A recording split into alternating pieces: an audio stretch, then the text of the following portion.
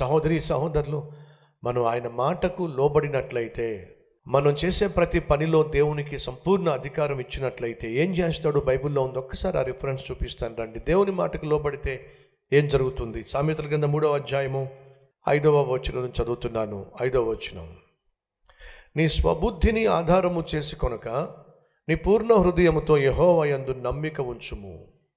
సామెతలు 3వ అధ్యాయము 6వ వచనము, నీ ప్రవర్తన అంతటి యందు ఆయన అధికారమునకు ఒప్పుకొనుము.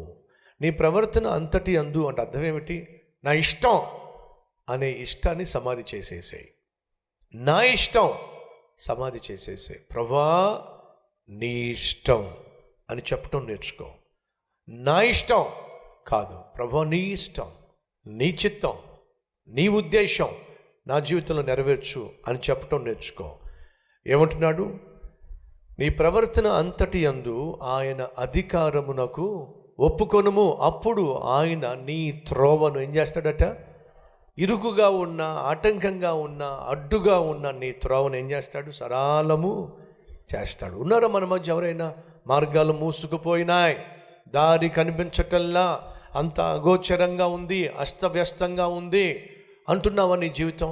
అయితే దేవుడు అంటున్నాడు, నీ జీవితం నా చేతికి అప్పగించు, నా ఇష్టం చేయడానికి నువ్వు ఇష్టపడు. నీ ఎదుట మూసుకుపోయిన ద్వారాలు నేను తెరుస్తాను, ఎడారులలో సెలయేర్లు నేను ప్రవహింప చేస్తాను, అరణ్యంలో నీ కోసం మార్గాన్ని నేను తెరుస్తాను, నీ జీవితాన్ని ఆశీర్వాదకరంగా మారుస్తాను. ఏమంటున్నాడు చూద్దాం రండి. ఫర్దర్, నీ ప్రవర్తన అంతటి యందు ఆయన అధికారమునకు ఒప్పుకొనుము. అప్పుడు ఆయన నీ త్రోవలను సరళము చేయును. నేను జ్ఞానిని కదా అని నువ్వు అనుకోవద్దు. యెహోవా యందు భయభక్తులు కలిగి చెడుతనమును విడిచిపెట్టు. చెడుతనాన్ని విడిచిపెట్టేసే. ఈరోజు మనలో ఎవరైతే ఏ చెడు అయితే చేస్తున్నారో, ఏ తప్పు చేస్తున్నారో, ఏ పాపం చేస్తున్నారో, ఏ దురలవాటు కలిగి ఉన్నారో విడిచిపెట్టేసేయండి. నీకు తెలుసు నువ్వు చేస్తుంది తప్పేమిటో.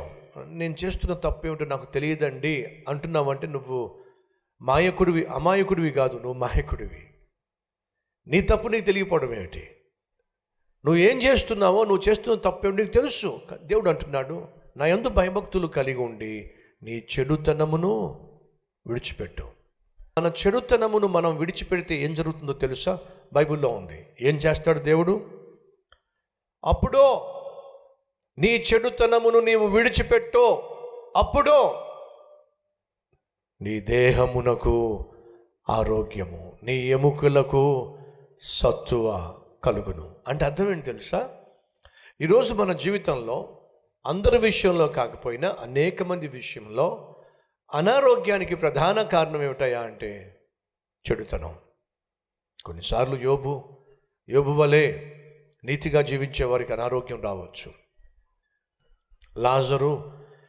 లాజరును యేసయ్య బహుగా ప్రేమించాడు, అయినా లాజరుకు రోగం వచ్చింది. అది దేవుని మహిమ కొరకు వచ్చినట్టుగా బైబిల్లో ఉంది. అనగా నీతిమంతునికి కూడా అనారోగ్యం వస్తుంది, నేను కాదంటలేదు. కానీ అధిక శాతం మనిషికి వచ్చే అనారోగ్యాలకు ప్రధాన కారణం ఏమిటంటే ఎక్కడో మనం తప్పు చేశాం, ఎక్కడో మనం పొరపాటు చేశాం, ఎక్కడో దేవుని ఆజ్ఞను మనం మీరాం, ఎక్కడో దేవునికి ఇష్టం లేనిది చేశాం. కాబట్టి దేవుడు మనల్ని సరిచేయడానికో, తన వైపుకు తిప్పుకోవడానికో, మన తప్పును తెలియచేయడానికో, ఆ తప్పును ఒప్పింప చేయడానికో దేవుడు మన జీవితంలో శిక్షను అనుమతిస్తాడు. ఆ శిక్ష అనారోగ్య రూపంలో రావచ్చు, ఆర్థిక ఇబ్బంది రూపంలో రావచ్చు, అనేక ఆపదల రూపంలో రావచ్చు, అపాయాల రూపంలో రావచ్చు. చెడుతనమును విడిచిపెట్టుము, అప్పుడు నేను నీకు ఆరోగ్యమును ప్రసాదిస్తాను, నీ ఎముకలలో సత్తువను దయచేస్తాను. ఈరోజు ఎముకలలో సత్తువు లేదా, నీ శరీరంలో ఆరోగ్యం లేదా, దానికి ఒకానొక ప్రధాన కారణం ఏమిటంటే నీలో ఉన్న చెడుతనం. దాన్ని విడిచిపెట్టినట్లయితే దేవుడు అంటున్నాడు, ఆరోగ్యాన్ని ప్రసాదిస్తాను. నీ రాబడి అంతటిలో ప్రథమ ఫలమును, వింటున్నారా? నీ రాబడి అంతటిలో ప్రథమ ఫలమును, నీ ఆస్తిలో భాగమును ఇచ్చి యెహోవాను గణపరచుము.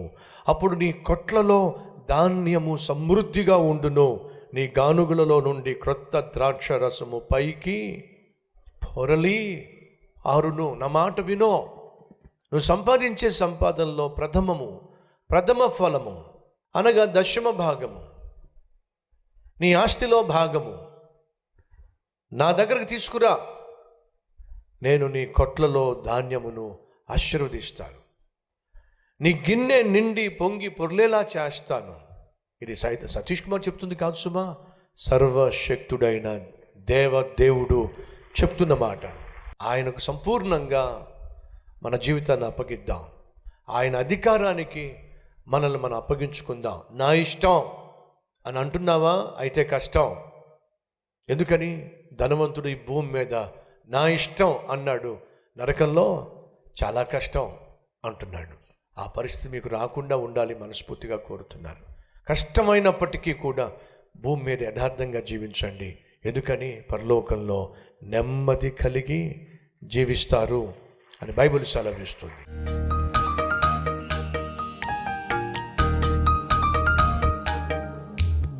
మహాపరిశుద్ధుడు అయిన ప్రేమ కలిగిన తండ్రి, నీ యందు భయభక్తులు కలిగి నాయన మా చెడుతనమును విడిచిపెట్టినట్లయితే మాకు ఆరోగ్యాన్ని ప్రసాదిస్తానన్నావు, మా ఎముకలలో సత్తువుని ఇస్తానన్నావు. నాయన ఈ సమయంలో మా తప్పులన్నిటినీ ఒప్పుకుంటున్నామయ్యా.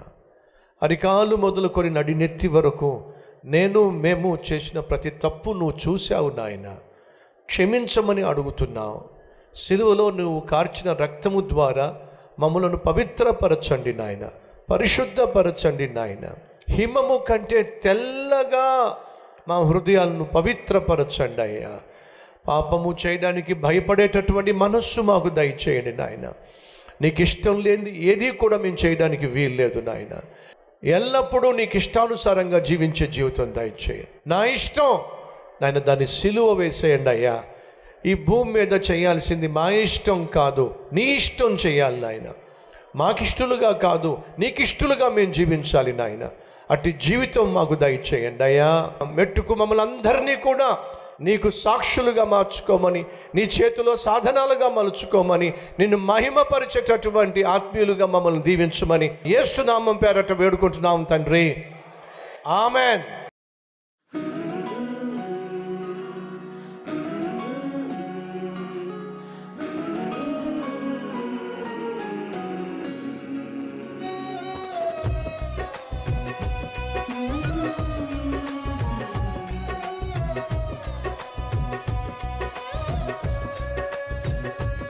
ఈ అద్భుతమైన క్లుప్త సందేశం మీకు నిజంగా ఆశీర్వాదకరంగా ఉంటే 10 మందికి షేర్ చేయండి, అలాగే లైక్ చేయండి.